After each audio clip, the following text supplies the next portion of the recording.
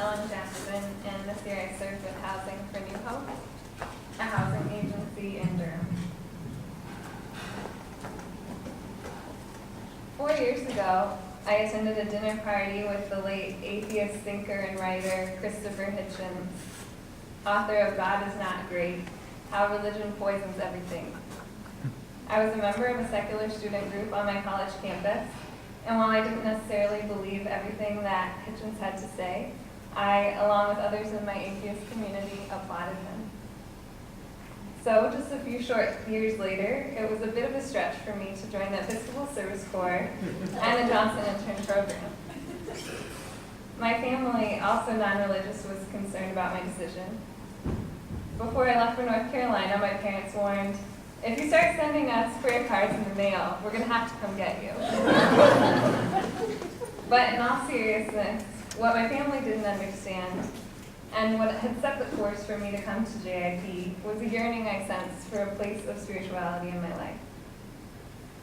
I came to JIP to learn from others' religious beliefs and to explore my own spirituality, and I've been incredibly fortunate to gain gifts far beyond what I could have expected in the Johnson Intern value of communion.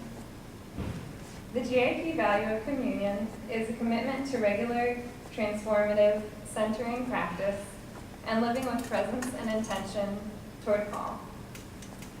Before JIP, I had engaged spiritually through my body and with nature, but I had limited experience with connecting spiritually through my mind, and I had never shared spiritual experiences with a group or community. I came to JIP with the intention of finding value in many traditions, and so the first step of my journey toward communion this year was simply opening up to the world of religion and its value.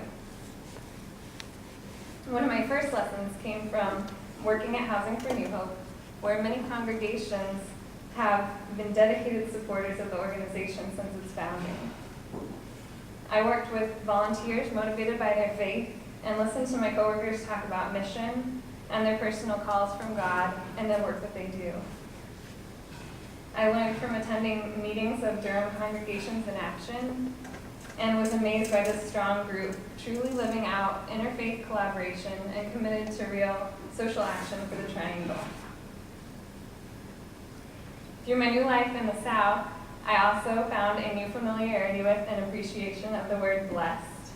And finally, my vision of church was forced open this year when we visited Church of the Savior in DC, which has no church building but is instead a cluster of social ministries and spiritual groups.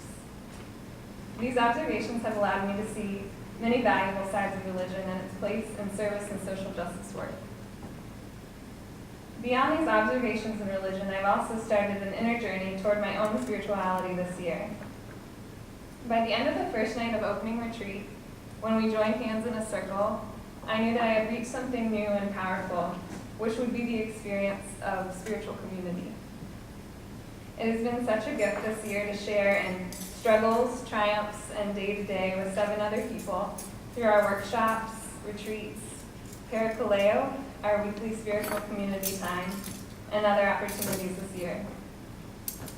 I've learned from each person's tradition and different approach to religion, but maybe the most powerful experience from my year was our servant leadership course in the fall. Simple lessons from this course were profound for me. For example, the encouragement to replace the word God with whatever made sense for each of us helped me find value in texts that I would have previously rejected. The idea of taking on academic study in the context of spirituality opened my mind to a world where these two realms could coexist. The Quaker practice of speaking out of silence presented a new way of communication, of listening and being present to others. Finally, my small group in servant leadership was very meaningful, as this group, Jennifer, Allie, and Nancy, was my first experience of spiritual community.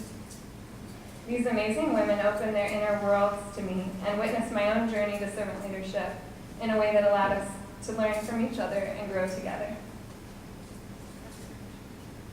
While I know my spiritual exploration has just begun, my experience in JIP has laid a foundation for my spiritual life with tools and practices that I believe will shape my journey from here on.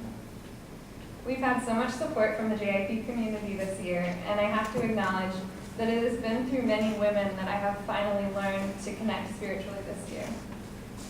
I so appreciate the teachers, mentors, and models I've had in Carol, Susan, Susanna, Liz, Trisha, and my coworker, Tamara. The ability to connect with spiritual practice, appreciate and value religious beliefs, and connect with others through spiritual community are gifts from JIP that I treasure and that I know will continue to shape my journey toward communion for many years. Thank you.